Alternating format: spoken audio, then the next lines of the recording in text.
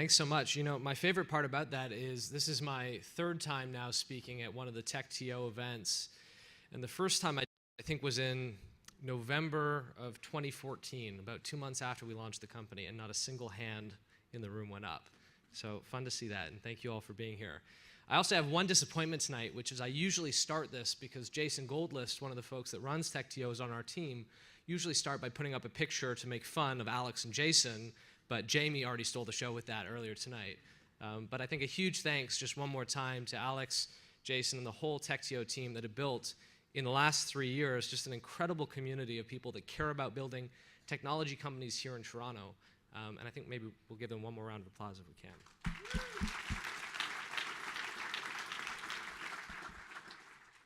So I was asked tonight to speak a little bit about trust. Who here in the room is building a fintech startup? Fewer hands than I thought. Who here works at a big financial services company, like a bank or insurance company? Okay, interesting. Who here works in tech, broadly? All right, here we go. I hope this will be relevant to everybody. You know, no matter if you work in fintech, big banks, or tech, trust is a really important part, I think, about building a brand and about building a business. A little bit about us. We're a 3-year-old business, started in September 2014 to try and bring financial services and make them easy and accessible to everybody through great technology and design. We've been lucky that in a few short years, we've grown to 40,000 clients, more than $1 billion in assets, and we're trying to build the next great financial services company globally, built here in Toronto. So we launched in the US and the UK earlier this year, and are really trying to do something that I think is very rare for a financial services startup, and really build a global brand that tries to simplify financial services and humanize it for people all over the planet. You heard a little bit about why that's so important from Eric a little bit, which is an awesome mission and great company that he's building. So how do you get 40,000 people to trust you with their life savings? You know, you heard about getting people to trust you with their financial information, which is a huge, tall order, right? You need someone to sign up for a financial plan. They need to tell you about their income, about their assets. It's highly sensitive information. What if you need to get them to give you their life savings? They got $10,000 in the bank, $20,000 in the bank, every dime they've ever earned. How do you do that? So, you know, the traditional answer, and I think what most big banks rely on, is we're big and old. You know, we've been around 100 years, 150 years. BMO's celebrating, I think, its 150th birthday this year. And we've never gone out of business, so you can trust us. I think the reality is we all know that that answer is changing. And what we all have to do if we're trying to take share from those institutions and build really companies that help our clients achieve their long-term goals is to earn it. So how do you do that? We think about it in 2 steps. And the first is about building a brand. So at Wealthsimple, if you guys have seen our ads, you clearly know this.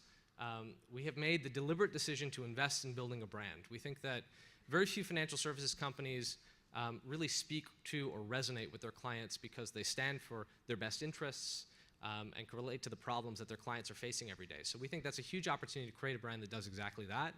And you know, if you've seen our Investing for Humans campaign, check out St. George subway station. We're really excited to do like an awesome takeover of that. What's really cool about this campaign and the promise we make is we hired one of the world's most famous documentary filmmakers, a guy named Errol Morris, won the Academy Award, considered the greatest documentary filmmaker of all time. We hired 20 real people, not actors, and we did a totally unscripted campaign. We said, Errol, do your thing. Just talk to people about money. Talk to them about their problems, about the challenges they're facing, about the opportunities, their goals, their dreams in life, and let's see what happens. So this is a little bit of a bet for us. You know, we're lucky we've raised, you know, quite a lot of capital so we can invest in these sorts of initiatives. But we didn't have a plan. We didn't have a script that we had vetted and done market research on. But we thought that telling the real stories behind money would be something that was super compelling for people. And we've been really excited about the response so far. You have these unbelievable, we have 55 different commercials that we're airing with real people talking openly about money. It's a pretty raw, emotional, you know, brand campaign. And the promise that we're making alongside that is we're trying to build at Wealthsimple the most human financial services company in the world. Something that will understand you no matter what your dreams and goals are. If they're retirement, if they're travel, you know, if you don't care about either of those things, no matter what your background is, no matter how much money you have, we're trying to speak to you. And that's the promise we're trying to make to people all over the world. The second step of that, and how we think you actually go about building trust over time, is through your product. And it's through delivering on that promise every single day. And that cycle of making a promise and delivering on it consistently every day is the way that over time you start to build real, authentic trust with your clients. So how we've done that at Wealthsimple, this is Rudy. He's one of my co-founders. And I think one of the things that I haven't seen very many financial services companies do, but I would highly recommend, is we've combined both our chief marketing officer and our chief product officer roles in one person. So Rudy oversees both of those things. And why that's powerful to us is, in most traditional institutions, these are totally different departments. They don't even speak to each other. You have a marketing department, comes up with the best ad campaign you could possibly think of. They make this grand promise to the world. And then as soon as, you can imagine, not to pick on the banks, you can imagine an awesome brand campaign done by a bank. And then you come to the website or walk into the bank branch to sign up for the account, and it doesn't deliver. You never get that same experience. You're promised, we are the most fintech forward bank in the world. You walk in, you have to fill out 50 pages of paperwork just to get signed up. And something breaks down in that. It doesn't inspire trust. And so for us, we wanted to make sure that never happened.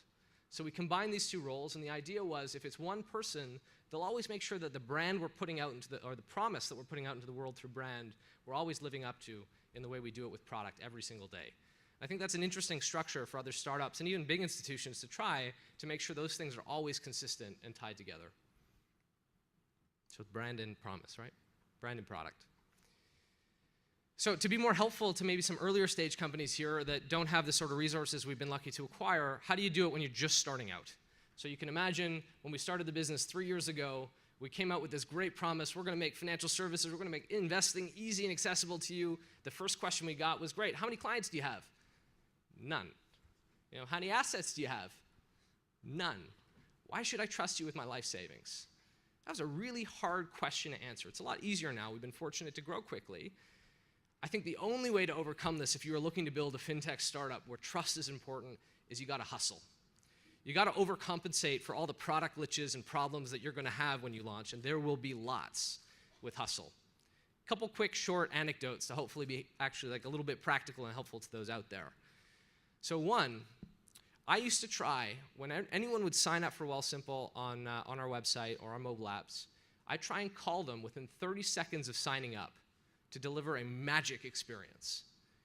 Imagine that. You put your email and your phone number into our website, you click submit, and 30 seconds later, hi, I'm the CEO of Wealthsimple. I just wanted to say thank you so much for signing up. How did you hear about us? Why did you think about signing up? Obviously not a scalable thing. And when we started getting phone calls at like 4 in the morning, my wife wanted to kill me. It's like, how do I reset my password at 4 in the morning? Who the hell is resetting their password on the investment site at 4 in the morning? Anyways, so you gotta hustle. Phone calls was one thing we used to do. We used to send donuts to our clients, at their offices, not because there was any connection between donuts and investing. We wanted people, when you take the step to make a really smart investment decision, we want you to feel like a hero. And we wanted you to feel like a hero in your office amongst your colleagues, people you sometimes talk about, money and investing with. So we just send you a box of donuts to make you feel like a real champion amongst other people like you. I think these are the sorts of little things that it takes in the early days to compensate when you don't have a perfect product yet and you're really trying to inspire trust. Show that you go the extra mile. Have amazing customer success so that when there's an issue, you're able to win back that relationship by over-delivering on an awesome service and out-delivering on those expectations.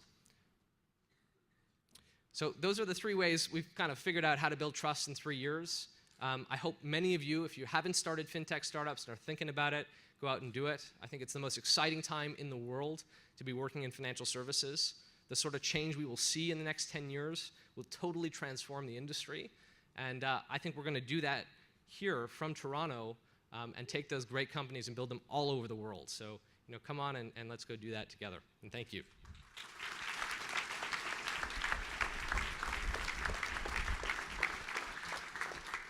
All right, question time. Hey, Mike. Eric sort of alluded to the bias in financial services towards high net worth individuals.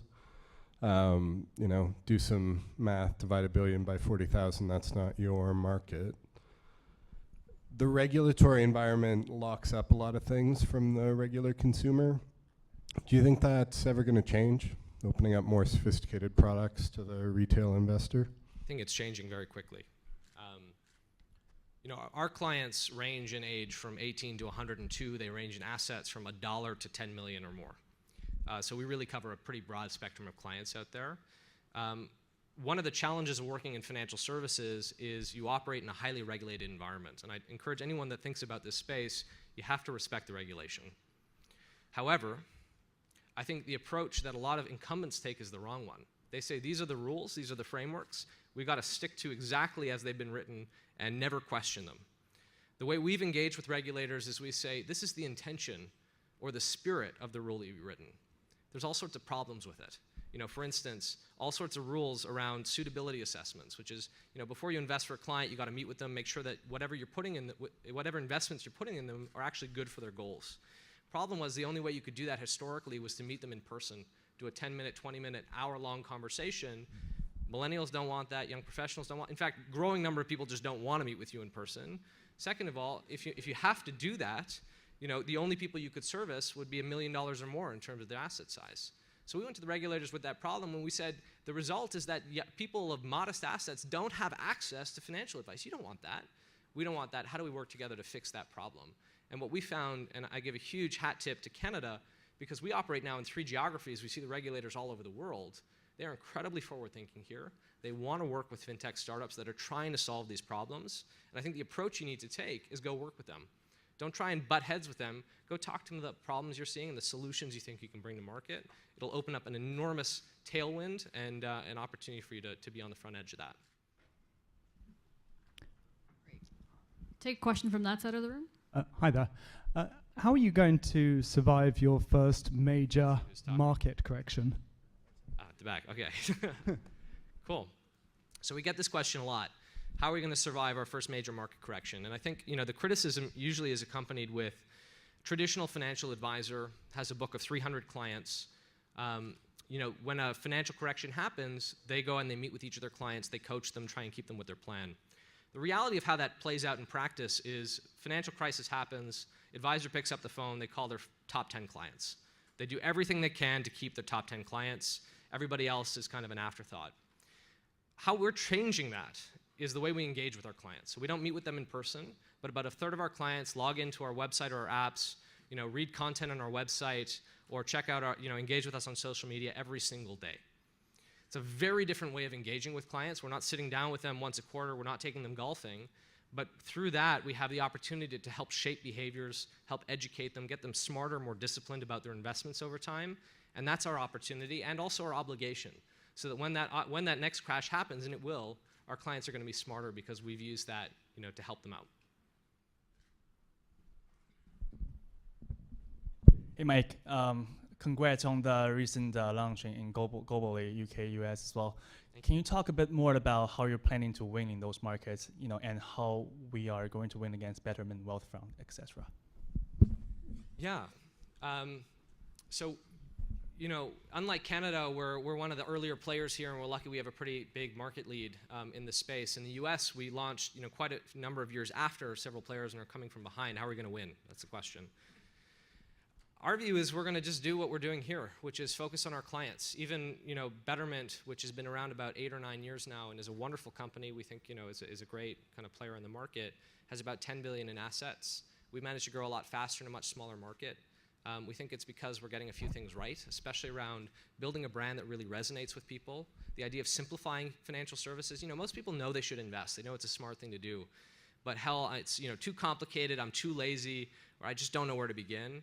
And we think that whole process of building a brand that speaks to them, creating a product that really simplifies that experience is something that's going to help us win. And if we just stay focused on that and delivering value to the client every day, there's so much room to grow. Because even in the States, this space of digital advice or robo-advice is still peanuts in the context of the trillions of dollars that get invested every year. So we think there's an enormous opportunity, and it's still wide open. Right, question over here.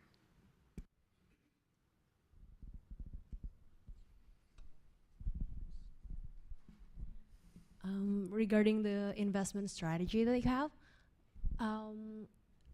what if are those people allowed to actually create their own portfolio? I mean, what if that person doesn't want to invest in ETF, for example? What if they're like believe more in technical analysis? And especially because you have like a cheaper trading fees for changing, adjusting their portfolio. What if they want to do it like every single day? Would that be a problem? So we've made the decision. So I think that's an interesting question, which is what if you have clients that don't want exactly what we sell? And what we sell is a diversified portfolio, all managed for you. We use ETFs to build those portfolios, which are really great low-cost investment vehicles. Honest answer is today, we're not a great option for you if that's not what you want. And we're pretty explicit with clients about that. A big part of our mission is not only to help people start investing, but it's to start investing in a really smart way. And there's a tremendous amount of data about this that shows that the average investor is not that smart when it comes to building portfolios and sticking to a plan. They often underperform the market. They often underperform the very assets that they own because they panic in the market crash and don't stick to their plan. They get excited when Bitcoin's up 6,000% and they're like, I got to get in on Bitcoin, right? And so part of our value prop isn't just helping you buy what you want. It's actually helping you invest in something smart for the long term. But if that's not what you want, then we usually tell you that we're not an option. But we do offer some choice. So we introduced socially responsible investing this year because a lot of our clients felt that not only do they want their money to work for them and make money over time, they want it to align with their values. And there's also a tremendous amount of data that shows that people that buy socially responsible investments actually outperform their peers because not only are they looking for returns, they actually care, there's an extra element keeping them stuck to their plan, so they end up being more disciplined and end up capturing the returns as a result of that. So we have some options, but we all do it in the context of trying to help build a smart plan. Thank you. All right, last question. We'll go over here. In your product recommendations, how do you eliminate for bias, especially considering the investors that you will continue to attract, institutional investors? So how do you eliminate for bias? In terms of the products, ETFs that we select? Yeah, recommendations of products. Yeah, so we often get this question. We've raised $100 million of capital from a company called Power Financial, which owns companies that have mutual funds. How do we protect against introducing bias? The answer is, two things. One, I think Eric's answer was great, which was we are accountable to the public, and people will see that and hold us accountable to it. The second is a very robust, independent investment advisory committee. It's chaired by a professor at Rotman who built the very first ETF in the world in 1989, one of the greatest institutional investors this country has ever known. And they get together on a monthly basis, fully independent of the management team, as well as the board of the company, to decide on what assets we use. And we have an open shelf. We use products from 4 different companies today. And that's a really important part of our mandate, is making sure that not only are we maintaining that independence, but we can very clearly prove it in the investment methodologies that we've taken. I think that's a big part of trust, to tie it back to the talk. If you ever mess up on that and introduce conflict or undermine the very reason that people are trusting you with their life savings, you've blown your shot, and you'll never be able to repair that. So I think that's a very important thing to get right from the very start. All right, thanks, Mike.